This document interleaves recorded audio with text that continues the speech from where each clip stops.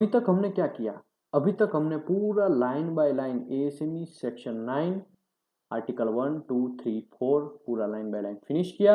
उसके बाद हमने एएसएमई सेक्शन 2C एसएफए 5.01 5.02 5.1 5.3 5.4 5.5 वो सब चीज 5.9 5.18 वो पूरा लाइन बाय 5.32 वो सब चीज लाइन बाय लाइन पूरा हमने फिनिश किया। इसके बाद में हमने क्या किया? एएसएमई सेक्शन 5 पूरा फिनिश किया। उसमें आर्टिकल 1 आर्टिकल 2 आर्टिकल 4 आर्टिकल 5 6 7 8 9 ऐसा करके हमने पूरा लाइन बाय लाइन फिनिश किया। और हमने B31.3 इसमें भी बहुत सारा हमने लाइन बाय लाइन सेशन लिए। तो आज से हम एक नया चैप्टर स्टार्ट कर रहे हैं एएसएमई सेक्शन 8 डिवीजन 1 का। उसमें भी हम पार्ट बाय पार्ट में थोड़ा बहुत वीडियो डाल चुका हूं, लेकिन इस बार भी और फिर ज्यादा वीडियो डालेगा। ओके, एएसएमई क्या है? एएसएमई यूएसए का एक स्टैंडर्ड है, American society of mechanical engineer और boiler and pressure vessel code के लिए। ठीक है, तो वो जो है वो डिवीजन 1 के लिए है। तो डिवीजन 2 डिवीजन 3 वो सब भी 1997 के बाद वो पब्लिश हो ही चुका था। लेकिन ये सब चीज बनाने का रीजन क्या है? तो 20th सेंचुरी जब था तो बहुत सारे प्रेशर वेसल बॉयलर पूरा ब्लास्ट हो रहे थे, एक्सप्लोजन होते थे। तो उसका रूट कोज तक जब पहुंचा गया तब पता चला कि कोई उसका मटेरियल का स्टैंडर्ड नहीं है। अलातुल अपने हिसाब से, अपने मन के हिसाब से, अपने एक्सपीरियंस के हिसाब से पूरा लोग वेल्डिंग भी मारते हैं और काम भी चलाते हैं। ऑन जॉब ड्यूरिंग कंडीशन में प्रेशर बढ़ जाता था तो वहां से फट जाता था। तो उसके बाद में रिसर्च किया गया। तो फिर रिसर्च में पाया, जो भी रिसर्च हुआ वो 1940 में ऐड कर दिया गया और एक थोड़ा सा छोटा सा एक सेशन बनाया, एएसएमई बनाया गया। और 1925 में उसका फर्स्ट पब्लिकेशन स्टार्ट हुआ।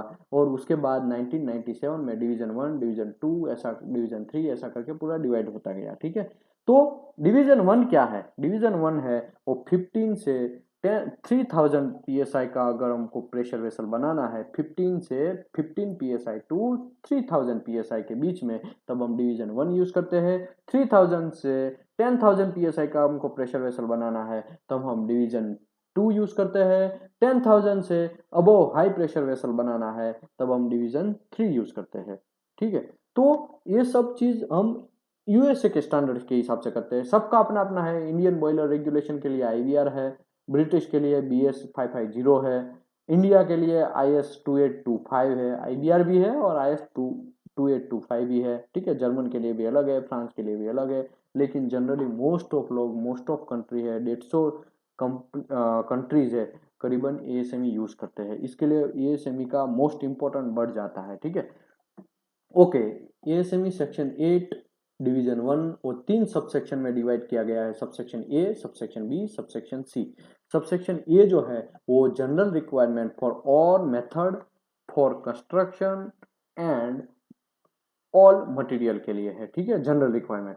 और हमारा ये सबसेक्शन ए हुआ। सबसेक्शन बी जो है वो मेथड ऑफ फेब्रिकेशन, कैसा फेब्रिकेशन मेथड उसको यूज करना है, वेल्डिंग से करना है, ब्रेजिंग से करना है, फोर्जिंग से करना है, उसके बारे में पूरा सब सेक्शन बी है।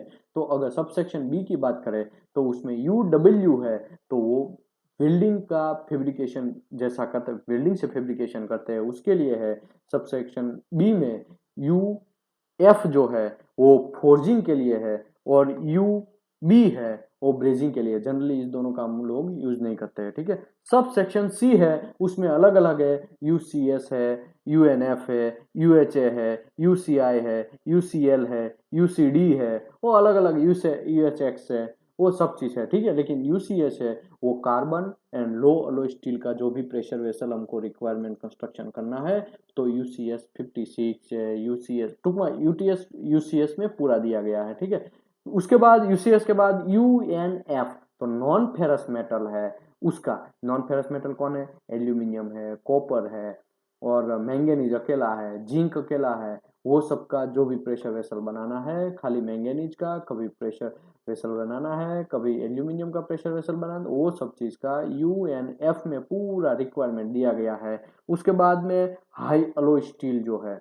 उसका यूएचए में दिया गया है। और यूसीआई जो कास्ट आयन जो है उसका जो प्रेशर वेसल बनाना है वो यूसीआई में पूरा रिक्वायरमेंट दिया गया है। यूसीएल